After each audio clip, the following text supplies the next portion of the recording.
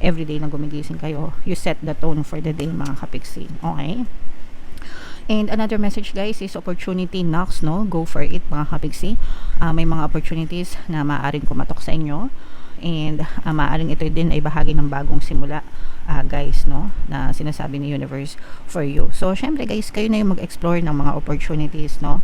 Huwag nating sayangin habang meron pa tayong pagkakataon, may panahon, may oras pa, may lakas pa tayo guys, no?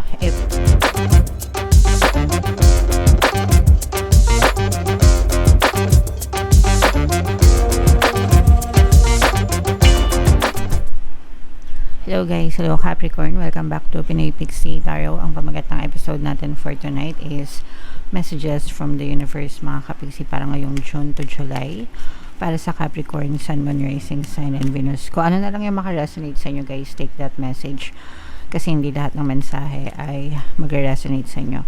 And by the way guys, sa mga naghahanap ng mga pampaswerte na lucky charms, lucky bracelet, check nyo lang yung mga items sa description box mga kapiksi. Pwede nyo na rin yung i-check out diretso. So yung first message para sa inyo guys, we have new beginnings guys. Begin your new life. Ito yung mga bagong simula, bagong journey, bagong adventure, bagong chapter ng buhay nyo mga kapiksi. And sabi ko naman sa inyo guys, everyday na gumigising kayo, no, binibigyan kayo ng chance ng universe para baguhin nyo yung buhay nyo and you walk towards new beginning. So everything is changeable and malleable guys. Lahat ng meron tayo sa buhay natin, pwedeng magbago. But for your situation to change or bago magbago yung sitwasyon mo sa buhay, kailangan ikaw muna yung magbago. Okay? And sabi ko nga, every gising mo, no? Every day na gumigising ka, yun na yung chance na binibigay sa'yo ng universe para baguhin mo yung buhay mo. So when you wake up in the morning, ask yourself, anong tinatanggap ko sa buhay ko ngayon, di ba? So, tanggapin mo yung mga biyaya, tanggapin mo yung mga blessings, tanggapin mo yung kasiyahan sa buhay mo, tanggapin mo yung peace, tanggapin mo yung healthy na buhay, tanggapin mo yung mapayapang buhay, di ba? So, that's how you set your day.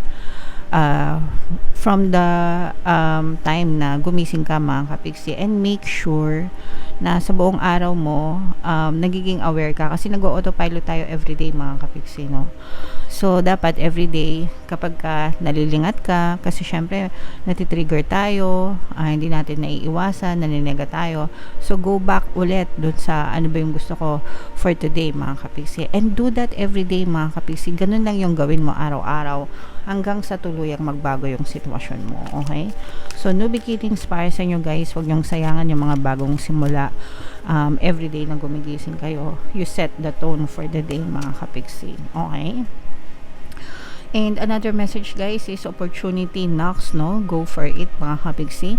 May mga opportunities na maaaring kumatok sa inyo, and maaaring ito din ay bahagi ng bagong simula guys, no, na sinasabi ni universe for you. So syempre guys, kayo na yung mag-explore ng mga opportunities, no? Huwag nating sayangin habang meron pa tayong pagkakataon, may panahon, may oras pa, may lakas pa tayo guys, no? Everyday pwedeng tayong mag-create ng opportunity sa buhay natin para mabago natin yung mga sitwasyon natin sa buhay guys. Huwag tayong tatamad-tamad mga kapiksi, no? Kasi yung opportunity guys, nasa paligid lang yan, as in, especially ngayon sa panahon ng social media mga kapiksi, diba? Internet, technology, napakarami nang kumikita, no? Kung hindi ka pa kumikita kapiksi, baka katamaran na, diba? So I mean, you know, guys, explore nyo yung mga opportunities na meron sa paligid nyo mga kapiksi. Wag yung puro reklamo kayo tas sasabihin nyo wala naman nangyayari, diba?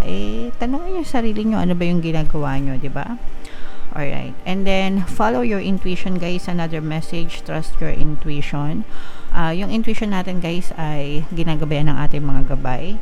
Yan yung pamamaraan nila para magabayan tayo sa tamang landas mga kapiksi. So magdasal kayo and then follow your intuition mga kapiksi. Especially kung meron kayong kailangan pagdesisyonan sa buhay para hindi kayo maligaw ng landas. Okay? Alright.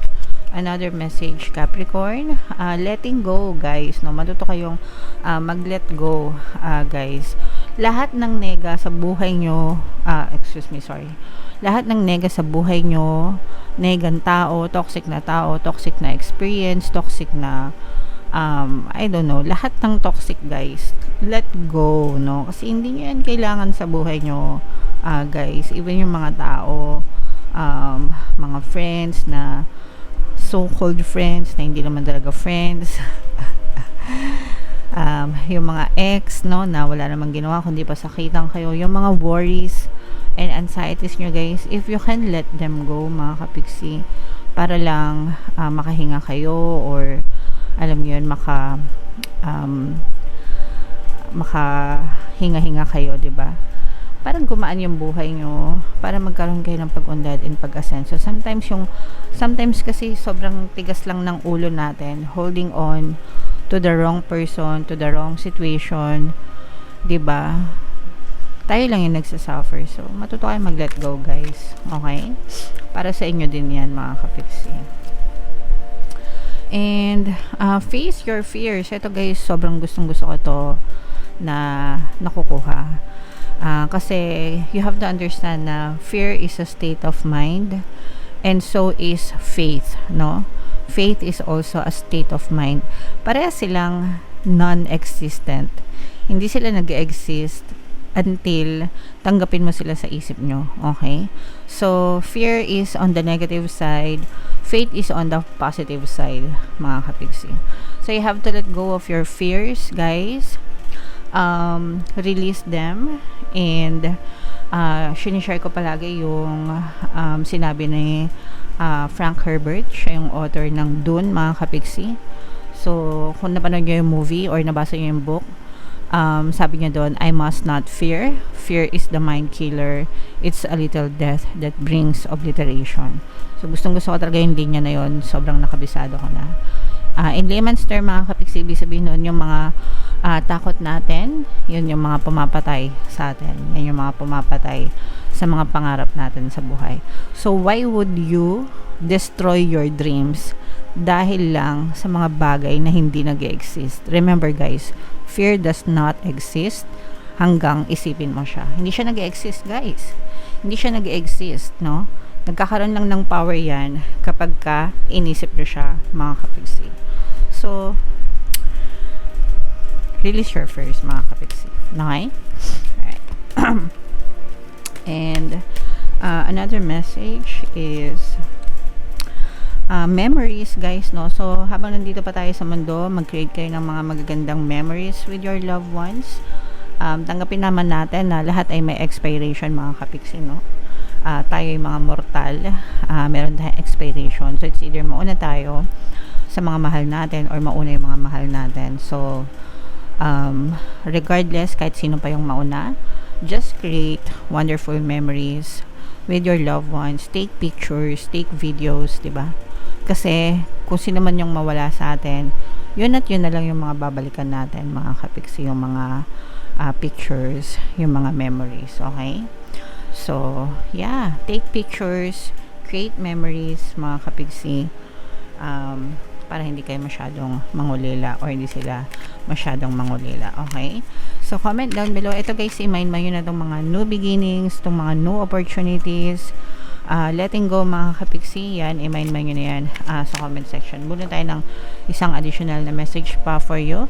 Habang sinashuffle ko to, guys, panoorin nyo muna yung video natin regarding sa ating paano mag-manifest ng abundance video course. Kapiksi, sawa ka na ba sa mga struggles at hirap sa buhay mo? Masipag ka ba at masikap sa buhay ngunit hindi ka pa rin umaasenso? Ilang beses ka na bang nag-attempt mag-negosyo at mag-invest pero palagi ka pa rin nalulugi? Sa pagkakataon na ito ay maaaring may subconscious beliefs ka na nagiging balakid sa iyong pag-unlad at pagyaman. Introducing, paano mag-manifest ng abundance video course.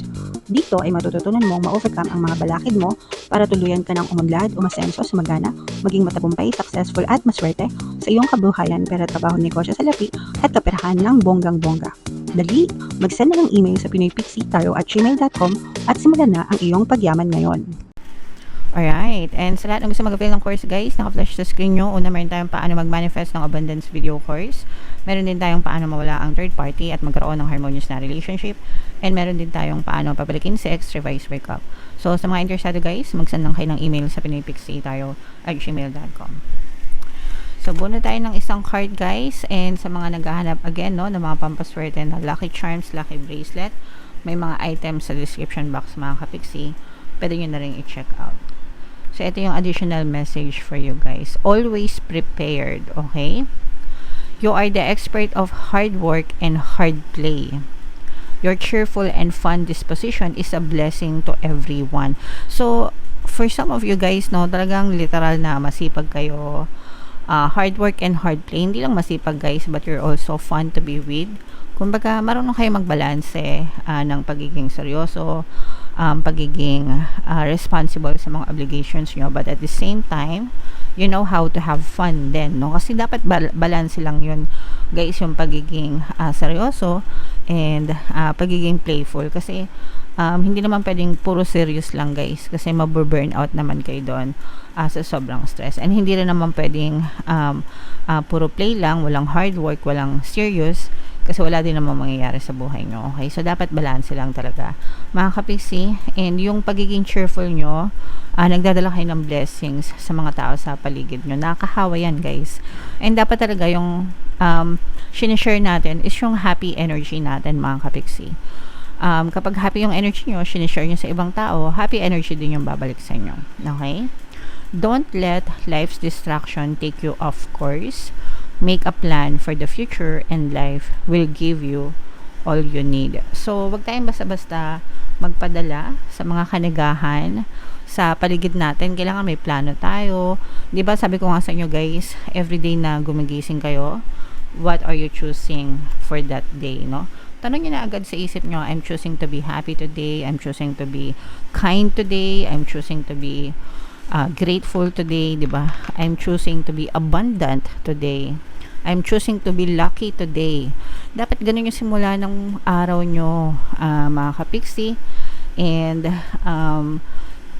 kayo, parang mid-check, 'di ba? Umaga, tanghali, and then sa hapon, sa gabi, 'di ba?